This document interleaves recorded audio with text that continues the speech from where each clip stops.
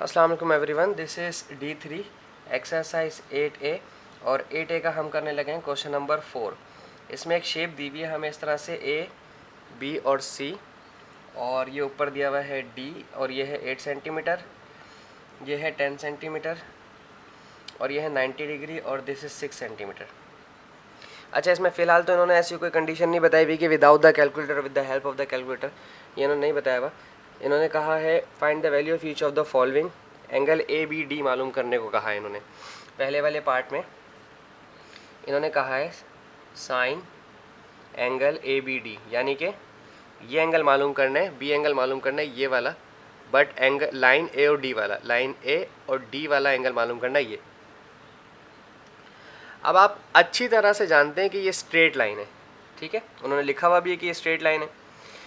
अब straight line के ऊपर बनता है 180 डिग्री, आप जानते हैं 180 डिग्री बन जाता है। अगर मैं 180 डिग्री में से ये वाला एंगल माइनस करता हूँ तो ये आ जाएगा, और अगर 180 डिग्री से ये माइनस करता हूँ तो ये आ जाएगा। बहुत छोटी सी एग्जांपल, बड़ी इजीली, लाइक अगर लेट सपोज ये 130 डिग्री है, तो ज़रा बताएं ये कितना होगा। आपने शायद 50 डिग्री कहा है तो दुरुस्त, और वो क्यों कहा है कि 180 में से 130 डिग्री माइनस करो तो ये बन जाता है, और 180 में से अगर 50 माइनस करूँ तो 130 बन जाता है, ठीक है। लेकिन चूंकि ये हमने अज्यूम किए थे इसलिए मैंने काट रहा हूँ। साइन ए बी डी मालूम करना है, यानी कि मुझे ए बी डी मालूम करना है और मुझे ये एंगल गिवन है क्योंकि ये राइट एंगल ट्रायंगल है, और राइट एंगल ट्रायंगल के अंदर हमें ट्रिग्नोमेट्रिक रेशियो लगाने की इजाज़त होती है। अब मैं क्या करूँगा, मैं फार्मूला इस्तेमाल करूँगा जो अभी तक हम इस्तेमाल करते आए हैं, वो है sine theta is equals to sine 180 degree minus theta. ये फार्मूला आपने बिल्कुल नहीं भूलना है, without the help of calculator वाले क्वेश्चन में इस्तेमाल होगा। थीटा यानी कि रिक्वायर्ड एंगल है ए बी डी, तो मैं लिखूँगा sine 180 degree minus angle A B D.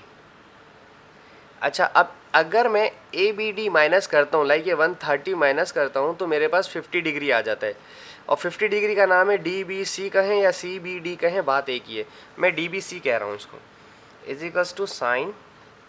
अच्छा, इसमें प्लस का कोई चक्कर नहीं है, ठीक है, क्योंकि कॉस थीटा नहीं है, कॉस थीटा के अंदर होता है माइनस का चक्कर। यह है साइन डी बी सी। अब हमारे पास है साइन थीटा, मैं यहाँ पर लिख रहा हूँ पी एच, बी एच और पी बी, ठीक है। ये होते हैं साइन थीटा, कॉस थीटा, और ये होता है टेंजेंट थीटा। अब कुछ बच्चों ने इसको थोड़ा मुख्तलिफ तरीके से पढ़ा होता है, हाइपोटनियस और बेस। यहाँ पर वो परपेंडिकुलर को, हम जो परपेंडिकुलर कहते हैं वो उसे कहते हैं एडजेसेंट, ठीक है, और इसे बेस को बेस कहते हैं, और इसे परपेंडिकुलर को एडजेसेंट कहते हैं। तो अगर आपको इस तरह से याद है adjacent upon hypotenuse, base upon hypotenuse और एडजेसेंट अपॉन बेस, तो कोई मुश्किल नहीं है, आपको जैसे याद है, जैसे आसानी, आप अपने लिए आसानी पैदा करें। हमें इस तरह से अच्छे तरीके से आता है P H, B H, P B, ये याद रखना ज़रा आसान होता है बाज़ाते इसके कि हम ये बड़े अल्फाज का इस्तेमाल करें। P H, B H, P B हमें याद रहता है। तो अब मेरे पास है साइन थीटा यानी कि एडजेसेंट अपॉन हाइपोटनियस यानी कि पी एच, तो मैं यहाँ लगाऊंगा इसका फॉर्मूला साइन पी एच, ठीक है। अब यहाँ पर लगेगा साइन पी एच। अब साइन तो ना लगाएं, पी एच लगाएं सिर्फ, परपेंडिकुलर अपॉन हाइपोटनियस, क्योंकि अब मैं साइन थीटा हटा रहा हूँ। साइन थीटा की वैल्यू है परपेंडिकुलर अपॉन हाइपोटनियस, जैसे यहाँ sine theta is equals to P upon H है, तो सिर्फ साइन थीटा की जगह सिर्फ पी अपॉन एच लगेगा, साइन नहीं लगेगा। अच्छा, पी एच यानी कि एडजेसेंट कितना था मेरा 8 और हाइपोटनियस कितना है मेरा 10, सो ये हो गया 2 4 8, 2 5 10। अच्छा, एक और चीज़, बहुत अहम चीज़, काफ़ी बच्चों को ये कन्फ्यूज़न होती है कि हाइपोटनियस क्या है, बेस क्या है, परपेंडिकुलर क्या है, यानी कि हाइपोटनियस एडजेसेंट बेस क्या है। देखें, 90 के ऑपोजिट वाली जो लाइन होती है ना, ये 90 डिग्री है, ठीक है, जो बॉक्स बना हुआ होता है 90 डिग्री को शो करता है। इसके जो ऑपोजिट वाली है इसको हाइपोटनियस कहते हैं। मुझे ये वाला एंगल मालूम है और यहाँ 90 डिग्री है, तो जिस पे दोनों जो है एंगल्स गिवन होते हैं, एक सिंगल लाइन पर दो एंगल्स का मौजूद होना, वो बेस को अलामत करता है, बेस है। और ये मेरा एडजेसेंट यानी कि परपेंडिकुलर हो गया। तो मेरा पी एच था, एडजेसेंट मेरा 8 था और ये 10 था। मुझे कैसे पता चला कि देखें ये एडजेसेंट थी, ये मेरी 8 थी, और ये हाइपोटनियस तो 90 के ऑपोजिट वाली होती है, ये तो कभी चेंज नहीं हो सकती, ठीक है। बाकी परपेंडिकुलर और बेस हो सकता है, चेंज हो जाते हैं, रिक्वायरमेंट की वजह से। अगर ये एंगल है तो ये वाला मेरा बेस हो गया और ये मेरा एडजेसेंट हो गया। अगर मेरा ये बेस एंगल रिक्वायरमेंट होता तो ये बेस बन जाता और ये मेरा एडजेसेंट।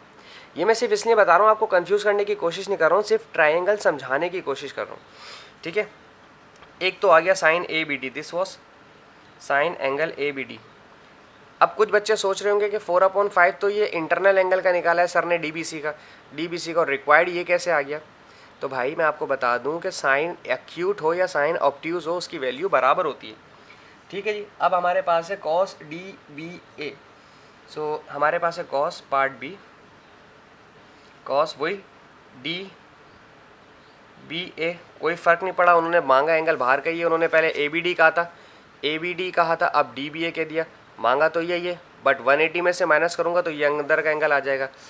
अच्छा जी, लेकिन आपको शायद याद है कि कॉस के फार्मूले में हम माइनस लगाते हैं, minus cos 180 degree minus required angle D B A. अब मेरे साथ माइनस का साइन चलेगा, माइनस कॉस, अब ये जब डी बी ए माइनस हुआ ट्राइंगल से तो अंदर चला जाएगा और अंदर वाले का नाम है सी बी डी या डी बी सी। जैसे मैंने पहले डी बी सी इस्तेमाल किया था, मैं अब भी डी बी सी ही इस्तेमाल कर रहा हूँ।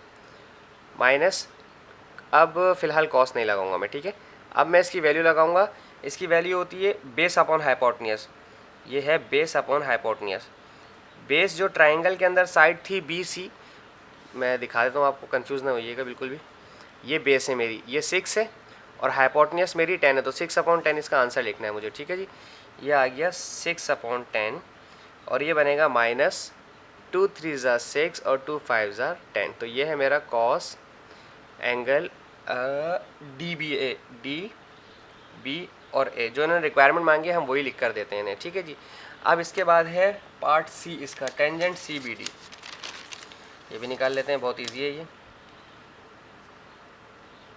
टेंजेंट, ओहो ये तो भाई इन्होंने अंदर ही दे दिया, टेंजेंट सी बी डी, ये तो इन्होंने अंदर वाली ट्राइंगल दे दिया, इसमें कोई माइनस वाइनस नहीं लगाना।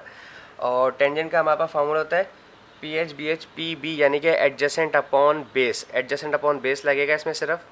अब आप एडजेसेंट वाले जो बच्चे हैं वो एडजेसेंट बोलें और जो परपेंडिकुलर वाले बच्चे हैं वो परपेंडिकुलर बोलें, और बेस तो दोनों के लिए सेम ही है, ठीक है। मैं यहाँ लिख देता हूँ एडजेसेंट अपॉन बेस, ठीक है। आपकी मर्ज़ी है आपने जो लगाना है, दोनों का मकसद एक ही है।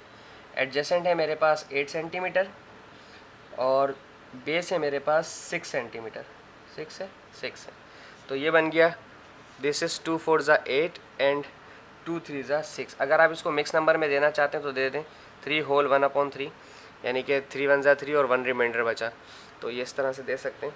मतलब ना भी देना चाहें तो कोई मसला नहीं, लेकिन पेपर 1 है, दे दें, अच्छा है, उन्हें लगेगा कि भाई आपको मिक्स नंबर के सवाल भी आते हैं, ठीक है जी। आई होप मैंने आपकी मदद कर पाया। Thank you so much, please thank you for watching my channel, please subscribe my channel. अल्लाह हाफिज़।